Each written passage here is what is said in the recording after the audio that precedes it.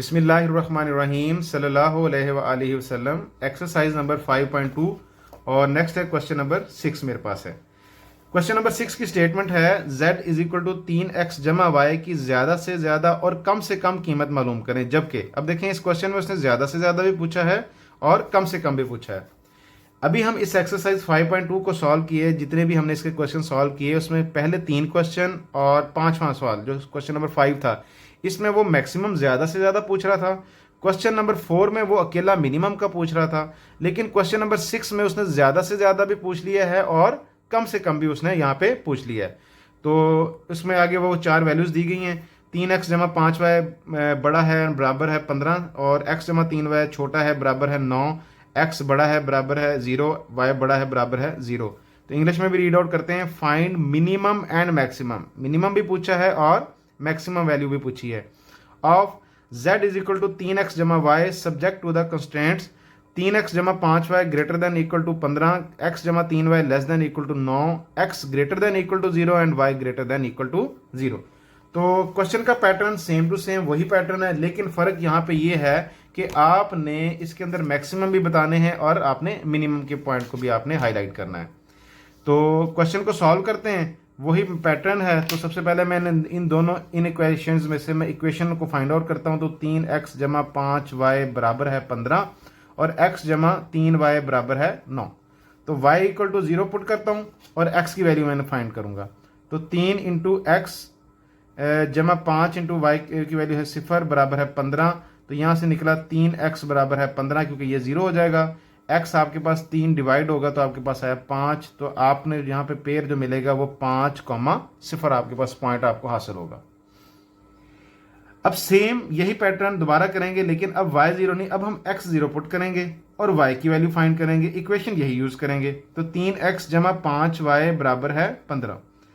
तो 3x की value है 0 जमा 5y बराबर है 15, 5y बराबर है 15 और y बराबर है 3। तो यहाँ पे मेरे पास आया 3 और मेरे पास जो पॉइंट मिलता है 0,3, क्योंकि x की वैल्यू 0 है और y की वैल्यू आपके पास यहाँ पे 3 है। दूसरी साइड पे चलते हैं। जो दूसरी आपके पास इक्वेशन है उसमें से y is equal to 0 put करेंगे और x की वैल्यू फाइंड करेंगे। तो x जमा 3 इंटू वाई की वैल्यू 0 बराबर है 9, x बराबर मेरे पास है 9। तो यहाँ पे जो पॉइंट मिलेगा 9,0 आपके पास एक पॉइंट मिल गया। दोबारा इस इक्वेशन को रखते हैं, x जमा 3y बराबर है 9 और यहाँ पे आप लिखेंगे x 0 पुट करेंगे और y की वैल्यू फाइंड करेंगे। तो 0 जमा 3y बराबर है 9, 3y बराबर है 9, ये 3 डिवाइड हो जाएगा तो y बराबर मेरे पास क्या निकला, 3 निकला। तो जो पॉइंट मिलेगा वो 0, मेरे पास यहाँ पे 3 निकलेगा। अब इन दोनों इक्वेशन को इस्तेमाल करते हुए आपने ये 2 पॉइंट यहाँ पे हासिल किए और 2 पॉइंट आपने यहाँ पे हासिल किए।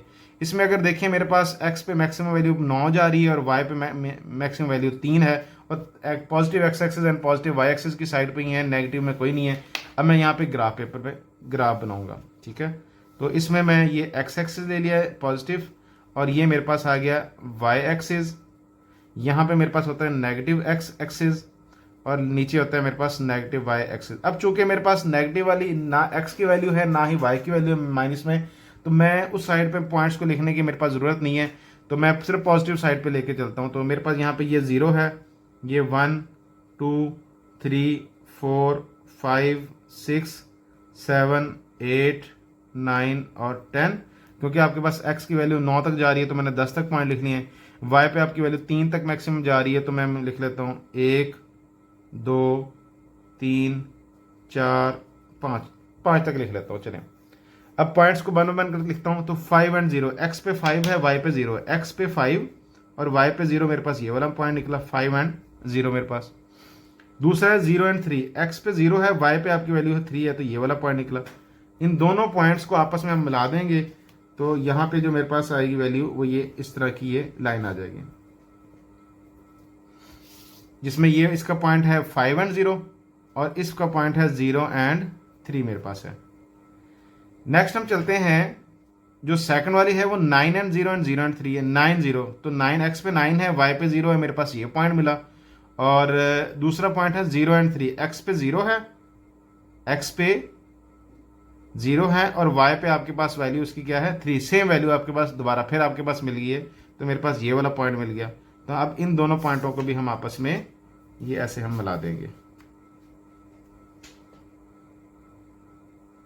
तो ये इसको इसके साथ हम मिला देंगे, तो ये मेरे पास ये पॉइंट कुछ इस तरह बन जाएगा। ठीक है जी, तो यहाँ पे पॉइंट है 9 और 0 मेरे पास आएगा। तो अब अगर हम इस क्वेश्चन की जो स्टेटमेंट को अगर मैं देखूंगा तो मेरे पास यहाँ पे जो शेडेड एरिया बन रहा है वो यहाँ पे बनेगा 90, 50 एंड 03 के ऊपर बनेगा। अब मैं अगर क्वेश्चन की स्टेटमेंट को मैं रीड आउट करूँ एक दफ़ा, तो यहाँ पे अगर हम देखें तो यहाँ पे मेरे पास आ रहा है ये 3x जमा 5 है, ये ग्रेटर देन में आ रहा है और ये मेरे पास लेस देन में, यानी एक लेस में और एक ग्रेटर में है। तो जब ये वाली कंडीशन बनती होती है तो हम पॉइंट अपर वाली साइड को जो हम इसको ये वाले इस एरिया को हम इसको करते हैं।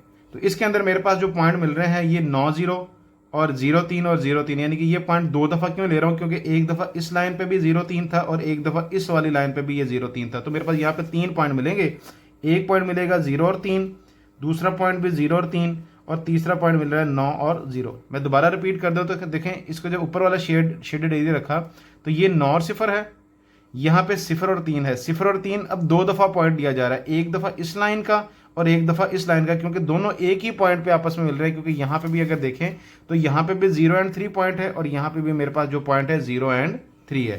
तो वैल्यूज तो चूंकि सेम ही आनी है, लेकिन चूंकि क्वेश्चन की स्टेटमेंट उसकी इस तरह तर्ज पे है तो इसलिए मैंने दोनों यहाँ पे लिख दिए हैं। तो अब मेरे पास जो उसके अंदर जो फंक्शन दिया गया है वो है z is equal to z of, और आगे जो है आपके पास 3x जमा y है, बराबर है 3x जमा y, 3x जमा y बराबर है 3x जमा y। अब वैल्यूज पुट करेंगे हम इसके अंदर। x की वैल्यू है 3 आपके पास 0 जमा y की वैल्यू आपके पास है 3, तो 0 जमा 3 आपके पास आंसर आया 3। इसी तरह 0 और 3 ये भी आपके पास इसका आंसर आएगा, 0 जमा 3 बराबर है 3, और 9 0 पुट करेंगे तो मेरे पास आएगा 3 इंटू 9 जमा 0, तो मेरे पास आया 9 तिया 27 जमा 0 बराबर आया 27। अब देखें यहाँ पे आपको मैक्सिमम मिल रहा है, मैक्सिमम वाला पॉइंट कौन सा है 9 और 0, और जो जहाँ पे आपको मिनिमम मिल रहा है वो 3 है और वो वाला पॉइंट कौन सा है 0 है। तो इसको आप कैसे फिर लिखेंगे, फिर आप लिखेंगे मैक्सिमम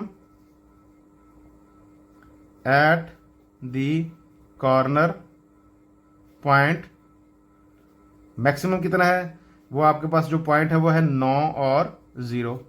सेम आपने पैटर्न लिखेंगे, अब चूंकि इसमें इस क्वेश्चन में उसने मैक्सिमम भी पूछा है और मिनिमम भी पूछा है, तो हम यहाँ पे लिखेंगे minimum at the corner point. अब मिनिमम के लिए उसने पॉइंट जो है वो 0 और 3 है, दोनों का आंसर 3 आ रहा है, तो मैं एक पॉइंट ले लूंगा 0,3 आ रहा है। तो यानी कि आपके पास मैक्सिमम किस पे मिल रहा है, वो 9 और 0 पे है, और मिनिमम कहाँ पे मिल रहा है 0 और 3 पे है। तो पैटर्न सारा सेम था, इसी क्वेश्चन के अंदर उसने मैक्सिमम भी डिमांड की थी और इसी के अंदर उसने जो मिनिमम वो भी डिमांड की थी। और इसके साथ ही आपकी एक्सरसाइज नंबर 5.2 के क्वेश्चन नंबर 6 भी कंप्लीट हुआ और एक्सरसाइज भी आपकी यहाँ पे कंप्लीट होगी। अस्सलाम वालेकुम।